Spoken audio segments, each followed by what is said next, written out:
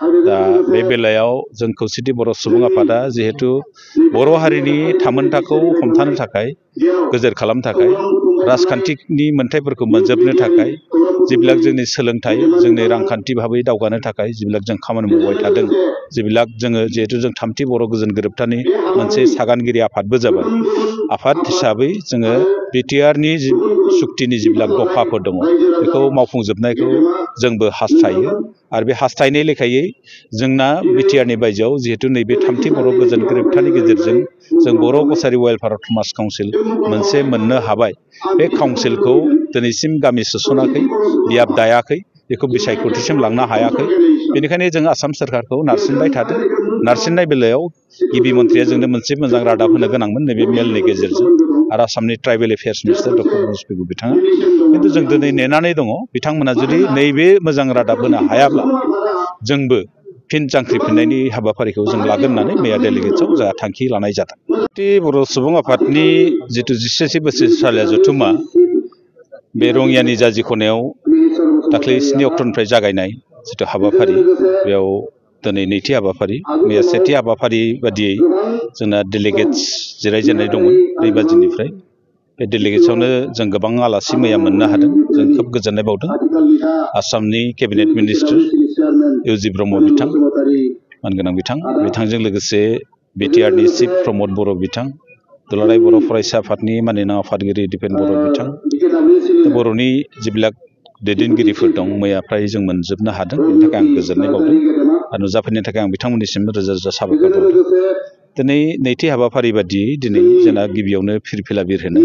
बे फिरफिला बिरनाय आरो मुंख्लं बावनाय बे हाबाफारिया जोबनानै थांबाय दा दसे उनाव जोंहा बिजाब बेखेवनाय दं मानोना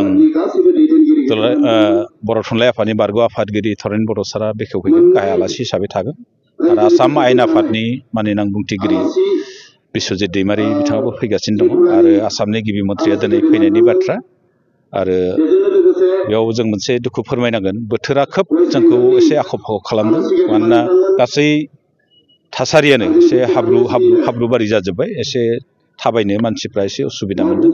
आरो डेलिगेट्सफ्राबो गोबाङानो डेलिगेट केम्पआव थानायफ्रा अखा सिजानो गोनां जादों बे बोथोरा जोंखौ उल्था पुल्था खालामदोंब्लाबो जोंनि मानसिफ्रा खोब गोसो हमथानाय धैर्य सहकारे जोंनि खौसेथि बर' सुबुं आफादनि जिथु मेल बेखौ जाफुंसारहोनो थाखाय बिथांमोना नेनानै थानायखाय आं बिथांमोननिसिम आंनि गोसो गोरबोनिफ्राय बिथांमोननिसिम सिबिनाय आरो खुलुमनायखौ आं बावहरदों बे गोसो हमथानायनि थाखाय दिनै जिहेतु गिबि मन्थ्रिया फैनायनि बाथ्रा फैनो हायाबाबो बिथाङा निस्सय मोनसे मेसेज हरगोन होननानै आं मोनथिनो मोनदों दा बे बेलायाव जों खौसेथि बर' सुबुं आफादा जिहेतु बर' हारिनि थामोनथाखौ हमथानो थाखाय गोजोर खालामनो थाखाय राजखान्थिनि मोनथायफोरखौ मोनजोबनो थाखाय जिबिलाक जोंनि सोलोंथाइ जोंनि रांखान्थि भाबै दावगानो थाखाय जिबिलाक जों खामानि मावबाय थादों जिबिलाक जोङो जिहेतु जों थामथि बर' गोजोन गोरोबथानि मोनसे सागानगिरि आफादबो जाबाय आफाद हिसाबै जोङो बिटिआरनि सुक्तिनि जिबिलाक दफाफोर दङ बेखौ मावफुंजोबनायखौ जोंबो हास्थायो आरो बे हास्थायनाय लेखायै जोंना बिटिआरनि बायजोआव जिहेतु नैबे थामथि बर' गोजोन गोरोबथानि गेजेरजों जों बर' कसारि वेलफेयार समाज काउन्सिल मोनसे मोननो हाबाय बे काउन्सिलखौ दिनैसिम गामि सोसनाखै बियाब दायाखै बेखौ बिसायख'थिसिम लांनो हायाखै बेनिखायनो जों आसाम सोरखारखौ नारसिनबाय थादों नारसिननाय बेलायाव गिबि मन्थ्रिया जोंनो मोनसे मोजां रादाब होनो गोनांमोन नैबे मेलनि गेजेरजों आरो आसामनि tribal affairs minister doctor Manoj Pegu बिथाङा खिन्थु जों दिनै नेनानै दङ बिथांमोना जुदि नैबे मोजां रादाब होनो हायाब्ला जोंबो फिन जांख्रिफिननायनि हाबाफारिखौ जों लागोन होननानै मैया डेलिगेट्सआव जोंहा थांखि लानाय जादों थारैनो जांख्रिगोन सिगाङाव जेरैहाय जांख्रिदोंमोन दुलाराय बर' फरायसा आफादाथ' दिनैनिफ्राय जागायबाय जांख्रिनायखौ माखासे सोलोंथाइनि जेंनाफोरखौ सुस्रांनो थाखाय माखासे फरायसालिनि जेंनाफोरखौ लानानै बिथांमोना जिहेथु जांख्रिदों बेखौ जोङो जोंनिफ्राय मोजां गाहाम हामलायथि बावहरदों बिथांमोननिखौ जों बावहरगोन आरो जोंबो जोंनि लुबैनाय मथे जुदि जायाबा बिटिआरनि बायजोआव जिहेतु 10 लाख बर' दङ जिहेतु बड'लेण्ड सोरजिनो थाखाय बिटिआरनि बायजोआव गोबां गोदो मुंख्लं जादों गतिके जोंनि मोनथायखौ मोननो थाखाय हारिनि जिबिलाक जातीयताबाद बा माहारियारिबाद बेखौ रैखाथि होनो थाखाय जोंनि राजखान्थि मोनथायफोरखौ बिनानै लाबोनायाव डिमान्ड खालामना लाबोनायाव जों मोनफ्रोमबो जिल्लाफ्रानो जोंनो साखा फारा जानानै दङ। जोङो